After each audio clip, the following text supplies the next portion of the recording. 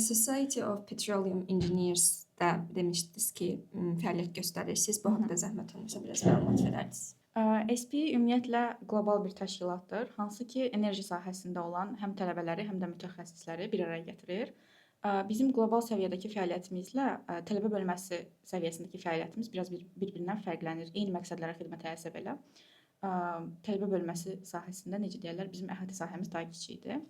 Mən necə qoşulmuşam bura? Ümumiyyətlə, həm Adnusu UFAZ tələbə bölməsi, Xəzər Universitetində tələbə bölməsi var, bir də Bakı Əli Neft Məktəbində tələbə bölməsi var. Hal-hazırda 4 universitetdədir, belə deyim.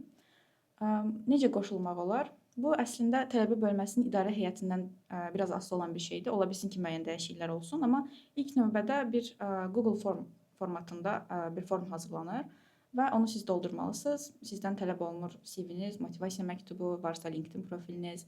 Bu hissəni keçdikdən sonra sizi intervyuya dəvət edirlər. İntervyuda isə texniki bilik çox baza səviyyəsində yoxlanılır. Daha çox komanda ilə işləmə bacarığı, sizdə yumşaq bacarıqların hansı yerdə olduğunu yoxlayırlar. Əgər varsa liderlik təcrübəniz.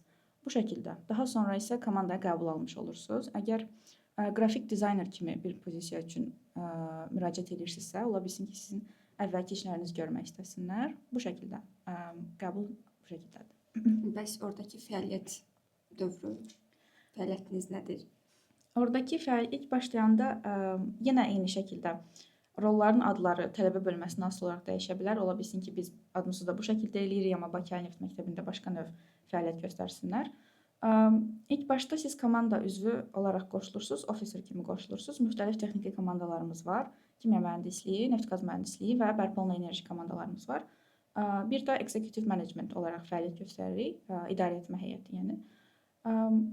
Fəaliyyət olaraq isə deməli biz çalışırıq ki, ümumiyyətlə sənaye ilə təhsildə, yəni universitet təhsil müddətində olan boşluqları maksimum dolduraq. Çünki bizim universitetdə tədris zamanı qarşılaşdığımız situasiyalar və bizlə paylaşılan materiallar ilə gedib real həyatda qarşılaşanda gördüyümüz çətinliklər bir-biri, necə deyirlər, olduqca fərqlidir.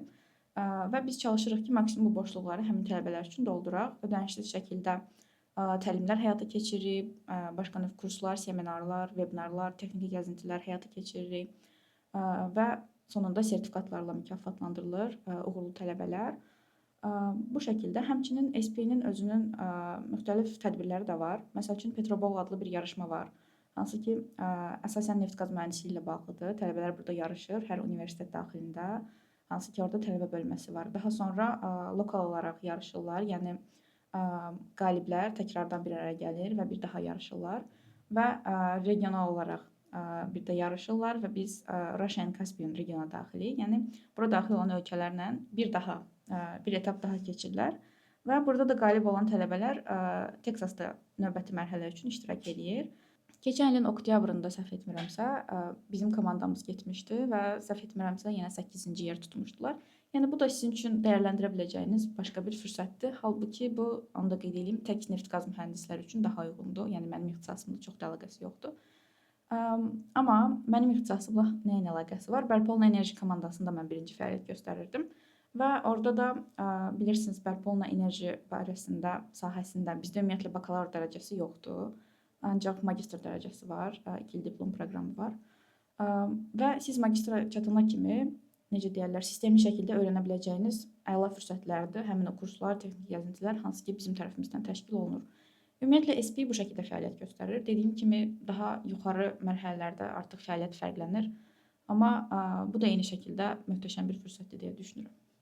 Bəs SPI sizə yeni hansı imkanları qazandırdı? SPI mənə əvvəla mən ilk qoşulanda mənim komanda işə təcrübəm var idi, amma liderlik təcrübəm yox idi və liderlikdən qorxurdum hətta ilk qoşulanda. Daha sonra həmin il Caspian Technical Conference and Exhibition konfransı keçirildi Qazaxıstanda, Atrau şəhərində və mən orada iştirak üçün seçildim. Orada hamı neft-qaz mühəndisi və kimya mühəndisi idi. Bir dənə mən energetika mühəndisi idim. Amma hansı ki, bu da mənə biraz qeyri-adi gələn bir şeydir. Çünki nəticədə enerjidən bəhs edirik. Orada da ixtisasımdan əlavə, necə deyərlər, enerjinin istehsalından əvvəlki prosesləri daha çox görə bildim. Ümumiyyətlə, sustainability günümüzdə, yəni davamlılıq çox fokuslanılan bir mövzudur. Həmin konfransda da bu mövzuya çox toxunmuşdular. Ona görə ixtisasım fərqli olsa belə, əslində bir yandan da çox əlaqəlidir. SP-nin mənim üçün yaratdığı bir digər fürsət də məsəl üçün Offshore Technical Conference bu ay ərzində keçiriləcək. Bu ayın sonu, aprelin əvvəl ərzində keçiriləcək və orada da iştirak üçün seçilmişəm. Hansı ki, yenə SP sayəsində seçilmişəm. Bundan əlavə, bərpa olunan enerji komandasından sonra növbəti il vice prezident kimi fəaliyyət göstərməyə başladım. Bu da mənim üçün birdən-birə çox liderlik təcrübəsi oldu. Amma bunu da öyrəndim və artıq bu da özümə güvəndiyim bir sahədir, belə deyim. Ümumiyyətlə insanlarla işləməyi, müxtəlif situasiyalarla qarşılaşaraq onlara özümü uyğunlaşdırmağı, belə deyim, SP sayəsində öyrəndim.